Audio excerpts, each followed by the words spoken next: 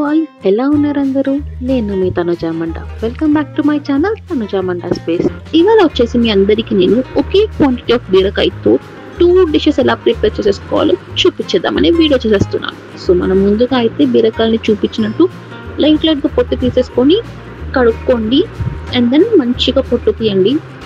ఇక్కడ నేను కడగకుండానే పొట్టు తీస్తున్నాను బికాస్ నేనైతే ఆ పొట్టుతో నేను ఇప్పుడు నెక్స్ట్ చూపించే డిష్ నేను నెక్స్ట్గా చేద్దాం అనుకుంటున్నాను కాబట్టి అదైతే నేను పక్కన పెట్టేసుకున్నాను. మీరు వెంటనే చేసేస్తాను అంటే కనుక మంచిగా వాష్ చేసుకొని పొట్టు తీసి పక్కన సేవ్ చేయండి. మనం నెక్స్ట్ డిష్ అదే దాంతోనే చేయబోతున్నాము.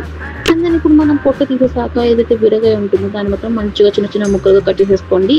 అండ్ ఇంపార్టెంట్ టిప్ హియర్, అవి చేదుగా ఉన్నాయా లేదా అని చెక్ చేసుకోండి కట్ చేసేటప్పుడు ప్రతి బీరకాయని. సో దట్ కొన్ని చేదుగా ఉండడం వల్ల మన కర్రీ టేస్ట్ అంతా చేదైపోతుంది. సో ఎఫర్ట్స్ అంతా మళ్ళీ వేస్ట్ అవ్వకుండా ఉండాలి కదా.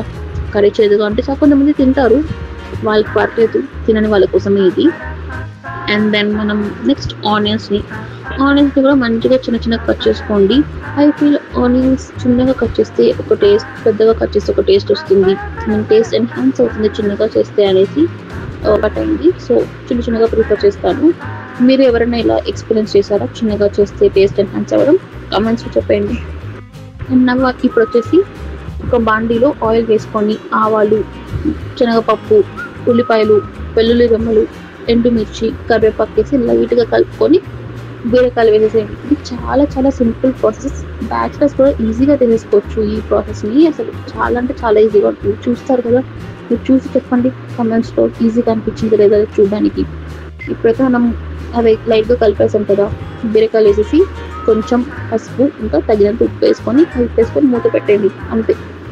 అలా మధ్య మధ్యలో చూడండి, ఆ వాటర్ అంతా రిలీజ్ అయ్యాక మళ్ళీ మూత తీసేసి ఆ వాటర్ ఇంకిపోయే వరకు కలుపుకోండి. వన్స్ ఇంకిపోతే సాల్ట్ చెక్ చేసుకోండి. సాల్ట్ సరిపోకపోతే కొంచెం సాల్ట్ యాడ్ చేయండి. ఇక్కడ నాకు సరిపోలేదు, సో నేను కొంచెం సాల్ట్ యాడ్ చేసేసాను. అండ్ దెన్ కారం, అంతే. అండ్ దెన్ మనం ఆయిల్ రిలీజ్ అయ్యే వరకు కుక్ చేసుకుంటే సరిపోతుంది. మనకు వన్స్ కర్రీలోంచి ఇలా ఆయిల్ బయటకి కనిపిస్తుంది అనే టైంలో మనం గరం మసాలా కొంచెం యాడ్ చేసుకొని స్టవ్ కట్టేసుకుంటే అయిపోయింది. Very very simple process is ready. మన బీరకాయ కర్రీ అయిపోయింది. ఇప్పుడు ఈ బీరకాయని మనం అలా వేడి వేడి అన్నంలో ఇలా వేడి బీరకాయ కూరని కలుపుకొని తింటే ఉంటుందండి సూపర్. అంతే. ఇప్పుడు మనం బీరకాయ పచ్చడి ఎలా చేయాలో చూసేద్దాం. ఇది మా నాన్నమ్మ గారి రెసిపీ అండి. ఇలా మీ నాన్నమ్మలు అమ్మమ్మలు ఏదైనా రెసిపీస్ చెప్పారా? చెప్తే కమెంట్లో చెప్పేయండి. సో ఇప్పుడు బాండిలోకి ఆయిల్ వేసుకొని బీరకాయ పొట్టు ఏదైతే సేవ్ చేసామో దాన్ని, ఇంకా టొమాటోస్, నేను 4 to 5 టొమాటోస్ వేసాను చిన్నవి కాబట్టి. సో దీంట్లోనే మనం ఇంకా పచ్చిమిర్చి, కరివేపాకు, కొత్తిమీర మంచిగా రోస్ట్ చేసుకోండి. బాగా రోస్ట్ అయ్యింది అనేటప్పుడు కొంచెం ఒక స్పూన్ జీలకర్ర, ఇంకా చింతపండు చాలా కొంచెం, ఇంకా వెల్లుల్లి రెమ్మలు కొన్ని, అంతే. మంచిగా రోస్ట్ చేసేసుకొని మిక్సీ పట్టేయండి. నేను మిక్సీ క్లిప్ యాచడం లేదు ఇక్కడ బికాస్ నేను వీడియో తీయడం మర్చిపోయాను. నెక్స్ట్ మనం పోపు పెట్టేసుకోవాలి. యూజువల్గా మనం ఎప్పుడు ఇంట్లో పెట్టుకునే పోపు లాగానే కొంచెం శనగపప్పు, మినప్పప్పు, ఆవాలు, జీలకర్ర అండ్ కొన్ని ఎండుమిర్చి అండ్ దెన్ కరివేపాకు, అంతే అండి. సింపుల్. ఈ పోపుని ఆ పచ్చడిలో వేసుకుంటే అయిపోయింది. సూపర్గా ఉంది బీరకాయ తొక్కు పచ్చడి నాకు చెమ్ముదింది. సో ఇదైతే రెడీ.